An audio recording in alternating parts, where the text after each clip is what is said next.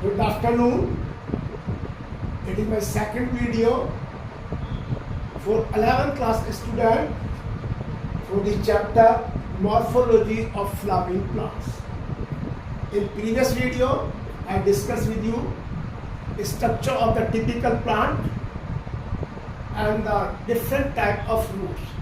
Today I am taking the modification of roots. Roots जो है different type की होती है, tap root, fibrous roots, and the adventitious. Now why the roots are modified? देखिए सबसे पहले टैप रूट होती है, ये वो रूट होती है जिनके अंदर radical persist through out the life, जिनमें रेडिकल थ्रू लाइफ परसिस्ट होता है उन्हें हम क्या कहते हैं, टैप रूट कहते हैं। और इन टैप रूट का जो काम है storage of food, nitrogen fixation and respiration. जो रूट रेस्पायरेशन का काम करते हैं वो रेस्पायरेटरी रूट भी कहते हैं। कैरेट, रेडिश, टर्निप, ये सब मॉडिफाइड रूट है और इनका काम स्टोरेज ऑफ फूड है। आप कैरेट भी खाते हैं, रेडिश भी, टर्निप भी, ये सब दे आर स्वालो और स्वालन होती है और उसकी वजह से जो स्वालन होती है they have the storage of food, ये फूड का स्टोरेज करती है। कुछ रूट्स हैं हमारे नोड्यूलेटेड रूट्स, ये आपके लेग्यूमिनस फैमिली के प्लांट्स में पाई जाती है, जैसे आपका पी है, ग्राम है, पल्सिज है। उनकी रूट्स होती है वो डायलेटेड होती है, जिनको हम रूट नोड्यूल्स कहते हैं। इनको हम रूट नोड्यूल्स कहते हैं और इन रूट नोड्यूल्स में राइजोबियम बैक्टीरिया प्रेजेंट होता है और ये rhizobium bacteria fix the nitrogen into the nitrate. ये नाइट्रोजन फिक्सेशन करता है, जिससे सोइल की फर्टिलिटी बढ़ जाती है। इसके बाद न्यूमेटोफोर रूट्स आती है, ये स्पेशल रूट्स होती है और मैन ग्रुप के प्लांट्स में होती है, क्योंकि these plants grow in the marshy area, दलदल में उगते हैं और roots of the plant can not take the oxygen from the marshy area because in water the dissolved amount of the oxygen is low, very low. तो इसलिए इनकी roots जो होती है वर्टिकली अपवर्ड आ जाती है, यानी कि नेगेटिव जियोट्रॉपिक बन जाती है और इन रूट्स में जो है यहाँ पर माइन्यूट पोर्स होती है। ये रूट है, इसमें माइन्यूट पोर है और इन माइन्यूट पोर को न्यूमेटोफोर या लेंटिसेल्स कहते हैं।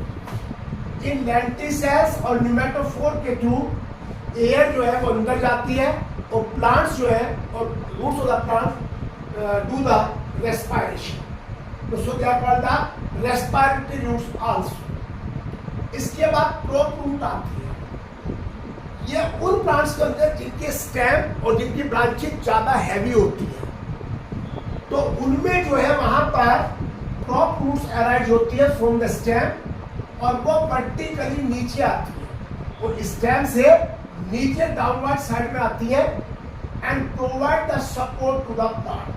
वो प्लांट को सपोर्ट देती है, जैसा कि बैंयान ट्री है। बैंयान ट्री एक ह्यूज ट्री है, its branches are very heavy, तो these branches are supported by the prop root और पिलर, वो इनको सपोर्ट करती है।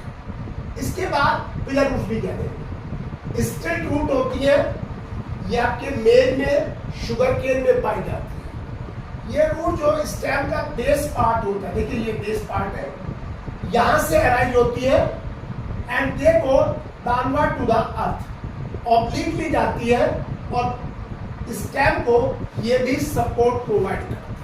तो these are the some modification of the roots in plants.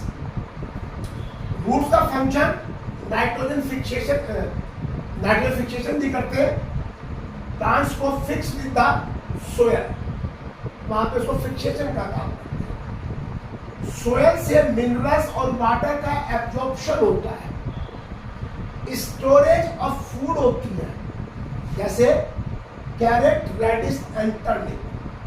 Respiratory roots जो कि आपकी राइजोफोरा और सोलेंटियम में पाई जाती है। Rhizophora and Sonatia are the mangrove plants which grow in the marshy area. इसके बाद आता है हमारा स्टेम। देखिए स्टेम जो है हमने कल भी बताया था, it grows from the plumule part of the seed in embryonic condition। Stem हमेशा पॉजिटिव फोटोट्रॉपिक होता है और नेगेटिव जियोट्रॉपिक, यानी ये हमेशा एयर में रहता है, अंडरग्राउंड नहीं रहता जनरली। इनमें नोड भी होते हैं, इंटर नोड भी होते हैं, एक्सिलरी बड्स भी होती है, टर्मिनल बड्स भी होती है और develop from the pleurus. In previous video I discuss all the things और all the terms very clearly with the help of diagram. Today I just mention the name of the structure. इसका bud है, ये जो बड है condense embryonic shoot होता है और it has growing point, क्योंकि वहां मेरिस्टेमेटिक टिश्यू होता है और ये growing point surrounded by the immature और यंग लीव्स। बट जो है एम्ब्रियोनिक स्टेज में शूट का कंडेंस्ड पार्ट होता है जिसके चारों ओर लीव्स और आपकी यंग लीव्स ग्रो होती है। तो जब ये ग्रो होती है, when buds grow, internode become longer, internode become longer, जिससे कि वहां पर ब्रांचेस और लीव्स वहां पे स्प्रेड आउट हो जाती है और resulting in the formation of young shoot. तो बढ़ जाता है तो इंटरनोड ग्रो कर जाती है और जिससे वहां पर लीव्स वगैरह ग्रो हो जाती है। मॉडिफिकेशन ऑफ स्टेम, देखिए यहां पर एक आपका अंडरग्राउंड स्टेम है, ये पोटैटो है, जिंजर है, टर्मरिक है, चीनी कंद है and कोलोकेसी। They all are the underground stem. They live below the soil, beneath the soil. They are node and internode. Tendril जो है ये modified part of axillary bud है, बहुत पतली होती है, coiled होती है और जो weak stem वाले प्लांट होते हैं जैसे pumpkin है, watermelon है, grapevine है, उनमें यहाँ पर ये coiled structure बना लेती है and provide the support to the weak stem। जो स्टेम वीक होते हैं उनको ये सपोर्ट प्रोवाइड करता है फॉर इरेक्शन। वैसे तो these plant stem run और these plant the stems are creeper, move on the ground, but as they get the support, so they erect to there and these tendril make the coiling around that structure and the stem can be erect to there। इनको खड़ा करने में help करते हैं। तो ये watermelon में होती है, पंपकिन में, ग्रेपवाइन में, कुकुम्बर में। कुछ प्लांट सिट्रस है, बोगनवेलिया है, पोमीग्रेनेट है, इनमें एक्सिलरी बड मॉडिफाइड हो जाती है जिनको हम थॉर्न्स कहते हैं। थॉर्न्स जो होते हैं ये स्टाउट होते हैं, पॉइंटेड होते हैं एंड प्रोटेक्ट द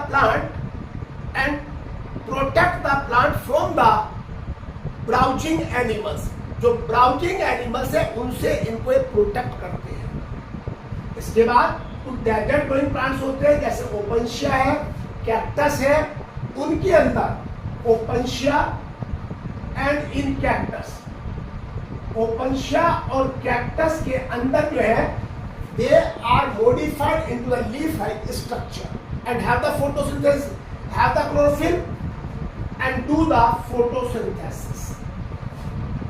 कुछ हमारे अंडरग्राउंड स्टेम में स्ट्रॉबेरी है और आपका ग्रास है। तो ये ग्रास एंड स्ट्रॉबेरी ये ग्रो करते हैं और जब ये ओल्डर पार्ट खत्म हो जाते हैं तो नए एरिया में, नए प्लेस पर ये नया प्लांट बना देते हैं। Next part, remaining part of stem modification you will see in the tomorrow video. आप इस वीडियो को देखिए, लाइक करिए, शेयर करिए, कमेंट करिए और इसको आप सब्सक्राइब भी करिए।